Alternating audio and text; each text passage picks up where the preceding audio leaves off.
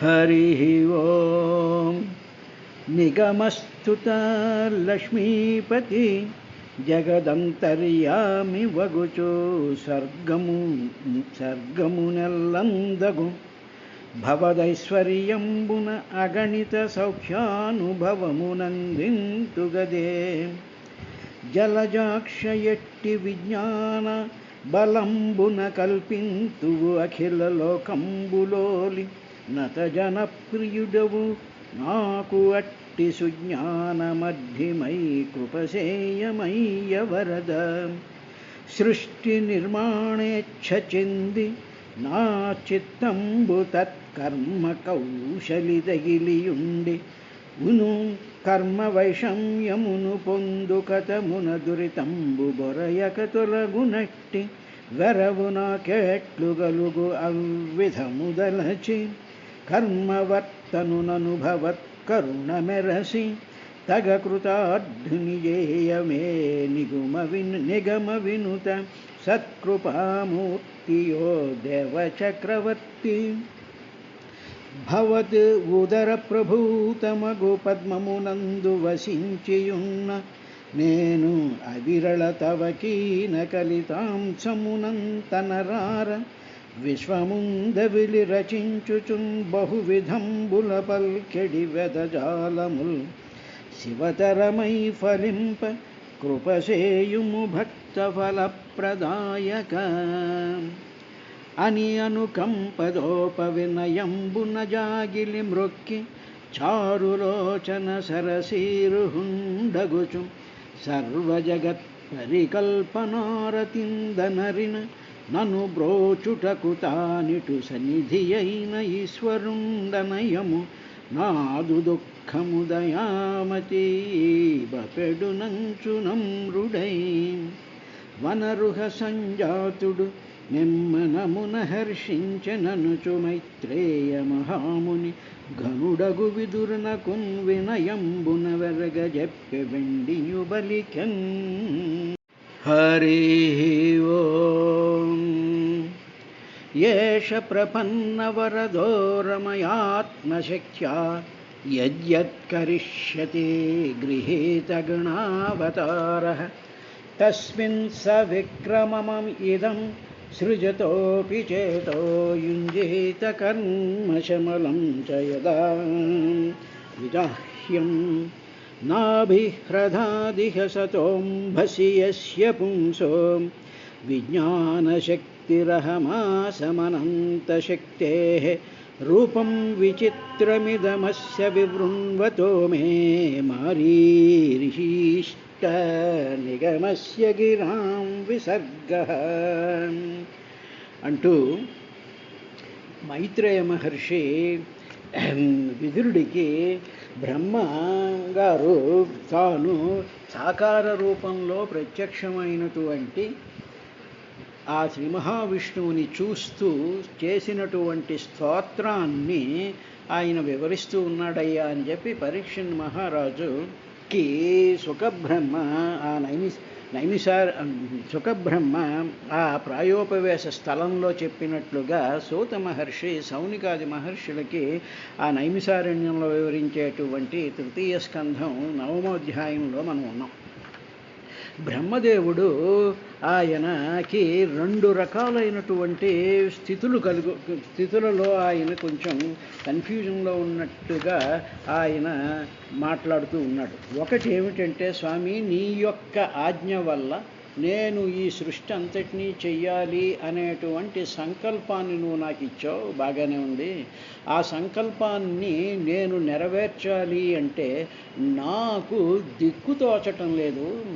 ఇదంతా కూడా బ్రహ్మాండమైనటువంటి ప్రళయ కాలంలో వీసేటువంటి జంఝా మారుతాలలో ఈ సముద్రం అంతా కూడా అల్లకల్లోలంగా కనిపిస్తూ ఉన్నది. ఈ అల్లకల్లోలంగా కనిపిస్తూ ఉండేటువంటి సముద్రంలో ఇటు అటు ఊగుతూ ఉండేటువంటి పద్మమునందు నేను కూర్చుని ఉన్నాను. ఇటువంటి పరిస్థితులలో నీ ఆజ్ఞను నేను ఏ విధంగా పరిపాలించాలి అనేటువంటి భావం ఒక పక్కన ఉన్నది. నాకు ఏమీ అవగతం అవటం లేదు. ఇటువంటి పరిస్థితుల్లో నీవు నన్ను దయదలచడం కోసంగా నీవు నీ యొక్క విరాట్ స్వరూపాన్ని అంతటినీ కూడా అటు చందన వృక్షంలాగా ఒక మహాపర్వతంలాగా చూపించి అస్పష్టంగానైనా సమస్తమైనటువంటి జీవరాశుల యొక్క ఆ బొమ్మలన్నీ కూడా నాకు చూపించావు స్వామి. కాబట్టి ఇప్పుడు నాకు దాని యొక్క స్పృహ ఒకటి కలుగుతూ ఉన్నది. కానీ అవి ఎలాగ చెయ్యాలి, దానికి సంబంధించినటువంటి సంభారాలన్నీ ఎక్కడున్నాయి, అవన్నీ కూడా నేను ఎక్కడి నుంచి తెచ్చుకోగలను అని ఆయన బాధపడుతూ అనేక రకాలైనటువంటి విధానాలుగా ఆయన స్తోత్రం చేశాడయ్యా. చేసి అప్పుడు ఆయన ఏష ప్రపన్న వరదో రమయాత్మశక్త్యా యద్యత్కరిష్యతి గృహీత గుణావతార. స్వామి, నీలో ఉండేటువంటి ఆత్మశక్తి స్వరూపమైనటువంటి మాయాశక్తి స్వరూపమైనటువంటి రమ అంటే లక్ష్మీదేవి చేత నీవు యద్యత్కరిష్యతి ఇదంతా కూడా చేస్తూ ఉన్నావు. ఏమిటి అంటే గృహీత గుణావతార, అనేక రకాలైనటువంటి గుణాలతో కూడుకున్నటువంటి అవతారాలను నీవు నీ యొక్క స్వవిక్రమమిదం సృజితోపి, నీ యొక్క తేజస్సు చేత, నీ యొక్క ప్రభావం చేత, నీ యొక్క అనంతమైనటువంటి ఆ జ్ఞానం చేత నువ్వు ఇవన్నీ కూడా రమయ ఆత్మశక్తిను చేస్తూ ఉన్నావు. అటువంటి విధానం నాకు అవగతం అవుతూ ఉన్నది. కాబట్టి నాలో నేను సృష్టి చేస్తున్నాను అనేటువంటి భావాన్ని నాలో నుంచి నిర్మూలనం చేయడం, తరువాత నాకు ఈ కర్తృత్వాభిమానం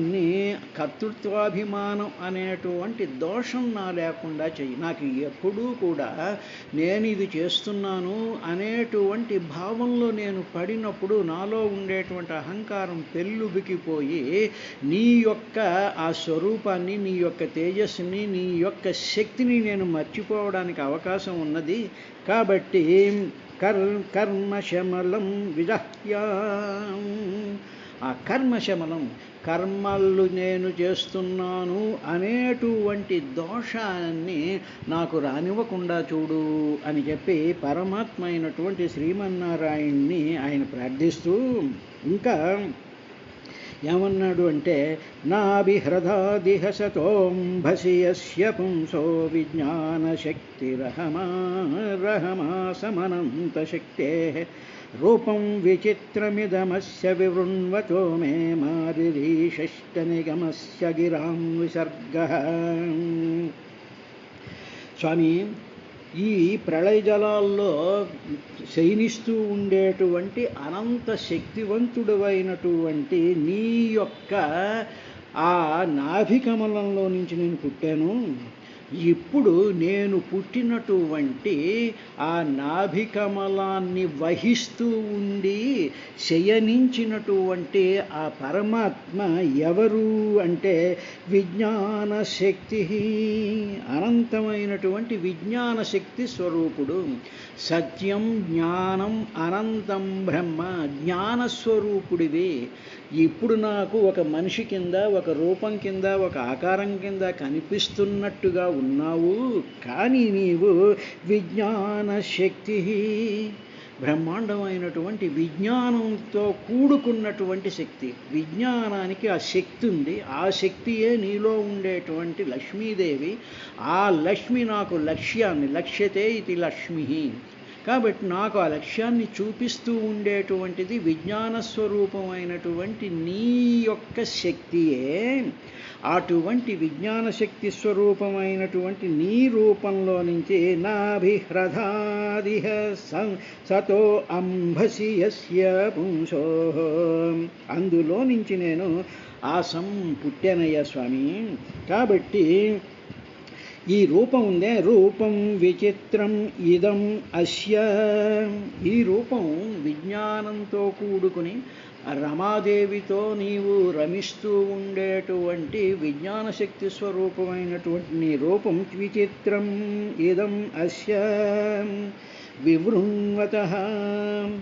ఆ విజ్ఞానాన్ని, ఆ శక్తిని కూడా నాలో విస్తరింపజేసి దాన్ని నాలో విస్తరింపజేయి స్వామి అని బ్రహ్మదేవుడు ఆ పడుకున్నటువంటి శ్రీమన్నారాయణ స్వరూపం ఏమిటో చెప్తూ ఉన్నాడయ్యా పరీక్షితు అని చెప్పి సుఖబ్రహ్మ ఆయనని చేతులు కాళ్ళు కలిగినటువంటి సాకార రూపం ఒక పక్కన ధ్యానిస్తూ ఉండు.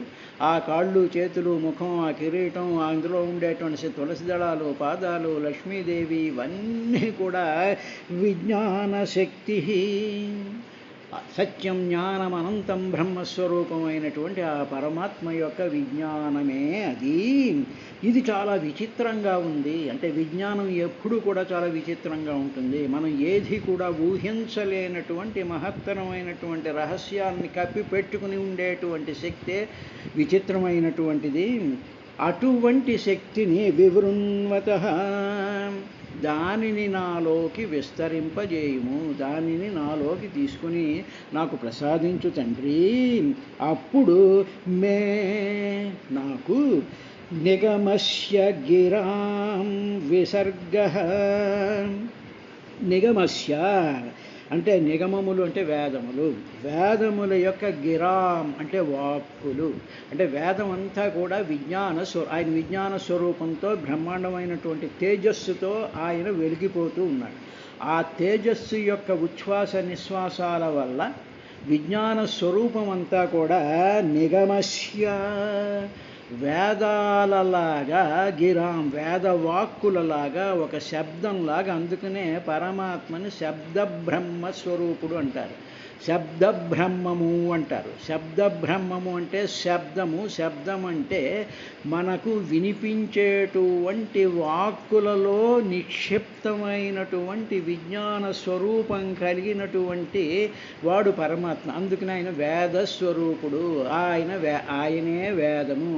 కాబట్టి స్వామి నిన్ను చూస్తూ ఉన్నప్పుడు నీ యొక్క విజ్ఞాన శక్తి అంతా కూడా నిగమస్య గిరాం వేదాల యొక్క వాక్కుల వలె వివృణ్వతో మే నాలోకి విస్తరించుగాక.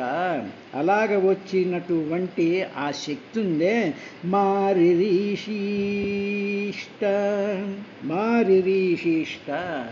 ఆ శక్తి, ఆ వాక్కు, అందులో ఉండేటువంటి జ్ఞానం, అందులో ఉండేటువంటి అంతరార్థం, దాంట్లో ఉండేటువంటి టెక్నికల్ ఆస్పెక్ట్స్, దాంట్లో ఉండేటువంటి ప్రొసీజర్స్ అన్నీ కూడా మారీరిషిష్ట క్షీణించకుండా ఉండుగాక. అంటే what ever knowledge I gain, that should not be destroyed, that should not be vanished, that should not be forgotten. అంటే ఏమిటన్నమాట, భగవంతుడు వేదస్వరూపుడైనటువంటి వాడు వేదమంత్ర స్వరూపం కింద సృష్టి ఎలా ఉండాలి, ఈ జీవులన్నిటి యొక్క లోకాలేమిటి, వాటి ఆయుష్లేమిటి, వాటికి సంబంధించినటువంటి ఆకారాలని ఏ విధంగా చెక్కాలి, వాటిల్లో ఏ రకాలైనటువంటి పదార్థాలను పెట్టాలి, వాటి యొక్క జీవన ప్రమాణాలు ఎంత ఉండాలి, వాటికి కావలసినటువంటి తిండులు తిప్పలు, వాళ్ళ యొక్క లోకాలు అన్నిటికీ సంబంధించినటువంటి సమస్త విజ్ఞానం ఉన్నదే విజ్ఞాన శక్తి. అటువంటి విజ్ఞాన శక్తి వేదవాక్కుల కింద వచ్చిందయ్యా. అందుకనే మన దేశంలో ఉండేటువంటి వేదాలలో కూడా ఆ పరమాత్మ యొక్క శబ్దస్వరూపం, ఆయన అక్కడ పడుకుని నారాయణ స్వరూపంలా కనిపిస్తున్నాడు, అదే విజ్ఞాన స్వరూపంలా కనిపించాడు, అదే శబ్ద మంత్రస్వరూపం కింద కనిపించాడు. అందువల్ల మామూలుగా అర్చామూర్తులతో ఉండేటువంటి విధానంగా ఒకటి ఉంటుంది, తర్వాత మంత్రస్వరూపంగా ఒకటి ఉంటుంది, తర్వాత విజ్ఞాన స్వరూపంగా కూడా పరమాత్మ యొక్క లక్షణం ఉంటుంది. అటువంటి నిగమస్య గిరాం విసర్గః, అటువంటి గిరాం నిగమస్య ఆ వేదముల యొక్క వాక్కులు యొక్క ఉచ్చారణ ఉన్నదే అది మారిరీషిష్టం, అది క్షీణించకుండా ఉండుగాక. Let that knowledge remain in me, ఆ నాలెడ్జ్ని నేను స్మరిస్తూ దానినే నేను మననం చేస్తూ ఉన్నప్పుడు ఆ మననం వల్ల, ఆ ధ్యానం వల్ల, ఆ వేదవాక్కుల్లో ఉండేటువంటి ఆ శక్తి వల్ల నాకు ఈ సృష్టి చేసేటువంటి ఆ శక్తిని ప్రసాదించు స్వామి అని ఆయన ప్రార్థించాడు. కాబట్టి తరువాత సో అసౌ అదభ్రకరుణో భగవాన్ వివృద్ధ ప్రేమస్మితేన నయనాంబురుహం విజృంభన్ ఉత్థాయ విశ్వవిజయాయ చ నో విషాదం అద్వ్యాజిరాపనయ తాత్పురుష పురాణ. స్వామి, నీవు చాలా దయగలిగిన వాడవయ్యా. నీవు ఇప్పుడే నెమ్మదిగా కళ్ళు తెరుస్తూ ఉన్నావు. ఆ కళ్ళు తెరుస్తూ ఉన్నప్పుడు ఆ కళ్ళు వికసించేటువంటి పద్మాలలాగా నెమ్మదిగా నీవు తెరుస్తూ ఉంటే అప్పుడు మాత్రమే నీ కళ్ళల్లో నుంచి ఆ విజ్ఞానం అంతా కూడా నా మనసులోకి ప్రవేశించి నీ కళ్ళ కిటికీల ద్వారా నీ ఉదరంలో ఉండేటువంటి సమస్త విశ్వ వలయాలు, జీవుల యొక్క ఆ స్వభావాలు, ఆ గుణాలు అన్నీ కూడా నీ కళ్ళ కిటికీల్లో నుంచి నేను లోపలికి చూడగలిగేటట్టు నీవు కళ్ళు తెరుస్తూ ఉన్నావు. అలాగ తెరిచినప్పుడు మాత్రమే నేను సృష్టి చెయ్యడానికి సంభవం అవుతుంది. తరువాత అందువల్ల స్వామి నీవు నువ్వు నిద్ర లేచి కళ్ళను పూర్తిగా ఇప్పి తరువాత కళ్ళు ఇప్పి నన్ను చూడడమే కాకుండా నీలో ఉండేటువంటి సమస్త సృష్టి విలాసాలన్నీ చూపించడమే కాకుండా నోటితో మధురమైనటువంటి పలుకులతో నన్ను పలకరించు స్వామి. అలాగ నీవు పలకరించడం వల్ల నాలో ఉండేటువంటి భయం, దుఃఖం, చింత, తర్వాత చేతకానితనం, దీనత్వం ఇవన్నిటినీ కూడా నీవు దూరము చేయు స్వామి అని చెప్పి బ్రహ్మదేవుడు అప్పుడే కళ్ళు తెరుస్తూ ఉండేటువంటి శ్రీమన్నారాయణ్ణి ఈ విధంగా ప్రార్థించాడయ్యా పరీక్షితు. అందువల్ల మనం కూడా భగవంతుణ్ణి ఏమిటి ప్రార్థించాలి అంటే, స్వామి నీవు నెమ్మదిగా కళ్ళు తెరిచి ఉత్థాయాలే నిద్రలే. అందువల్ల సుప్రభాతంలో మనం ఏం చేస్తుంటాం? కౌసల్యా సుప్రజారామ పూర్వా సంధ్యా ప్రవర్తతే ఉత్తిష్టోత్తిష్ట ఉత్తిష్ట లేవయ్యా అంటాం. ఆ లేవయ్యా అనేటువంటి పిలుపులో విశ్వామిత్రుడు చేసినటువంటిది ఏమిటంటే, అక్కడ తాటకాది రాక్షసులందరూ కూడా చేస్తున్నటువంటి యజ్ఞాలన్నింటినీ కూడా వాళ్ళు భంగం చేస్తున్నారు. నీవు లేచి నీ కళ్ళతో నన్ను చూస్తే నాకు ఒక ధైర్యం కలుగుతుంది, నీవు ఉన్నావని, నీవు ఈ ఆటంకాలన్నింటినీ ఆపగలవని. కాబట్టి ఉత్తిష్ట నరశార్దూలా ఉత్తిష్టాలే అని ఆయన ప్రార్థించినట్టుగా బ్రహ్మదేవుడు అలా ప్రార్థించిన తరువాత నీవు కళ్ళు తెరిచి నిద్రలే నెంబర్ 1, కళ్ళు తెరు నెంబర్ 1, నెంబర్ 2 ఉత్థాయాలే. లేచిన తరువాత ఉరికినే లేచి కళ్ళు తెరిచి సైలెంట్గా చూడడం కాదు, తేనెలొలికేటువంటి మాటలతో నన్ను పలకరించినట్లయితే ఇంతవరకు నేను ఈ ప్రళయంలో భయంకరమైనటువంటి ఈ ప్రళయ జంఝా మారుతాల్లో అటు ఇటు ఊగిపోతూ ఏమీ తెలియనటువంటి స్థితిలో తోడు లేక దీనంగా ఉండేటువంటి నా ఈ పరిస్థితితో నేను అనుభవిస్తున్నటువంటి దుఃఖం అంతా కూడా పోతుంది స్వామి.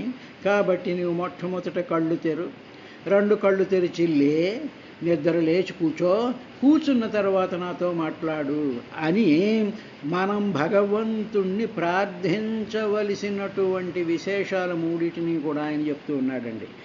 ఇది దీంట్లో ఉండేటువంటి విశేషం. తరువాత కళ్ళు తెరు, తరువాత మాట్లాడు, ఆ తరువాత అప్పుడు మాత్రమే సృష్టి నేను చేయగలను అనేటువంటి విషయాన్ని ఆయన చెప్పినటువంటి దాంట్లో, ఉదాహరణకి మన ఇంట్లో పెద్దవాళ్ళు అనుకోడే తల్లిలో తండ్రో ఎవరో ఉంటారు. వాళ్ళు ఏదో బద్ధకం వచ్చో లేకపోతే అలసిపోయో వాళ్ళు కళ్ళు మూసుకుని నిద్ర లేవాల్సిన టైం కన్నా కొంచెం లేటుగా వాళ్ళు నిద్ర లేస్తూ ఉండేటప్పటికీ ఇంట్లో ఉండేటువంటి పిల్లలకి ఒక రకమైనటువంటి భయం పట్టుకుంటుంది.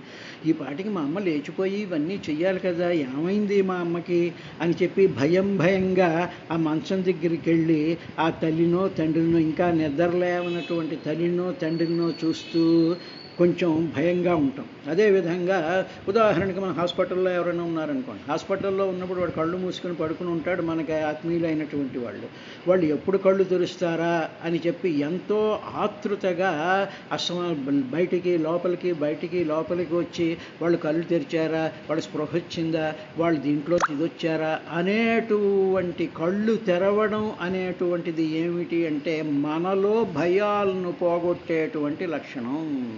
అదేవిధంగా చిన్నపిల్లడు బాగా పడుకుండిపోయాడు అనుకోండి, వాడు ఆడుకునేటువంటి టైమో లేకపోతే నిద్ర లేచేటువంటి టైమో ఇంకా లేవలేదు అనేటప్పటికీ ఒక రకమైనటువంటి బెంగ, ఒక రకమైనటువంటి ఆందోళన, ఒక రకమైనటువంటి చింత వచ్చి ఆ తల్లిలో తండ్రో ఆ పిల్లాడి యొక్క స్నేహితులు వీళ్ళెవరు అలా వచ్చి ఇంకా వీడు నిద్ర లేవలేదు ఏంటి, ఏమైంది ఏమిటి అనేటువంటి నిద్ర లేచి కళ్ళు తెరవడం వల్ల భయాలు తొలగిపోతూ ఉంటాయి. అది రోగులకైనా కానివ్వండి, పెద్దలకైనా కానివ్వండి, చిన్నవాళ్ళకైనా కానివ్వండి, ఎవరికైనా కానివ్వండి. అందువల్లనే ఆయన విషాదం పోతుంది స్వామి నువ్వు కళ్ళు తెరిస్తేను అని అన్నాడు. అందువల్ల మనం భగవంతుడి గుళ్ళోకి వెళ్ళినప్పుడు స్వామి నీవు కళ్ళు తెరిచి నన్ను చూడు, అంతే తప్ప ఇంకొక విధంగా కాదు. అందువల్లే సుప్రభాతం ఎందుకు చేస్తూ ఉంటారంటే సమస్తమైనటువంటి దేవతలకి సుప్రభాతం చేసి కళ్ళు తెరిగి ఉత్తిష్ట నరసార్దులా అని చెప్పి మనం దేవుళ్ళందరికీ కూడా సుప్రభాతం పాడడంలో ఆయన కళ్ళు తెరిచి మన వైపు చూస్తే మనలో ఉండేటువంటి భయాలు పోతాయి. అందువల్ల సుప్రభాతం కానీ మరొక విధానం కాదు దీనికైనా. సో అసౌ అదభ్రకరుణ స్వామి నీవు గొప్ప కరుణ కలిగినటువంటి వాడవు నువ్వు. సహ అట్టి అసౌహు భగవాన్ అటువంటి ఈ భగవంతుడైనటువంటి నీవు అదభ్రకరుణ, అదభ్రం అంటే ఏమిటి, ఏ విధమైనటువంటి ఆటంకములు లేకుండా గొప్ప దయ కలిగినటువంటి భగవంతుడా నీవు ఏం చేస్తా, వివృద్ధ ప్రేమస్మితేన, వివృద్ధ అలాగ నీవు వర్ధిల్లినటువంటి, వివృద్ధ అంటే వర్ధిల్లినటువంటి ప్రేమ స్మితేన ప్రేమతో కళ్ళతో చిరునవ్వుతో నవ్వుతూ నయనాంబురుహం విజృంభన్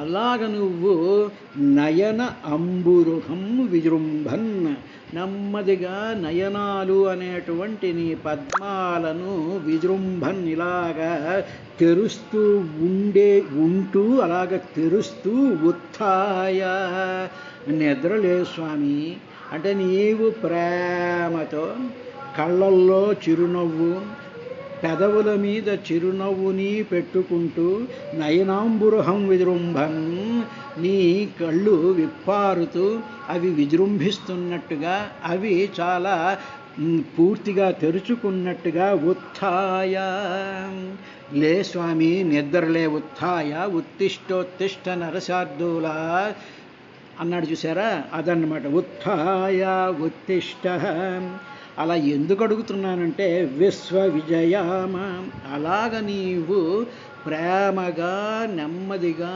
కళ్ళు తెరుస్తూ నీవు నా వైపు చూసినట్లయితే అప్పుడు నేను విశ్వ విజయాచ ఈ విశ్వం నన్ను చెయ్యమని చెప్పి నువ్వు పురమాయించావుగా, అందువల్ల నీ కంటి చూపుతో నేను ఈ విశ్వం అంతటి నీకు విజయాయ నేను సృష్టించగలను కాబట్టి నువ్వు కళ్ళు తెరు.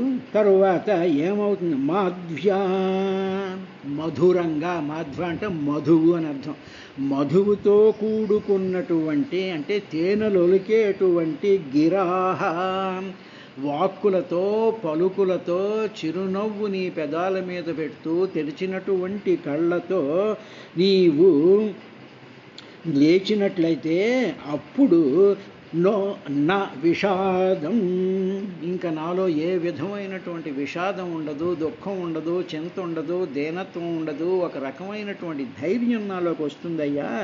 ఎప్పుడంటే మాధ్వా గిరాప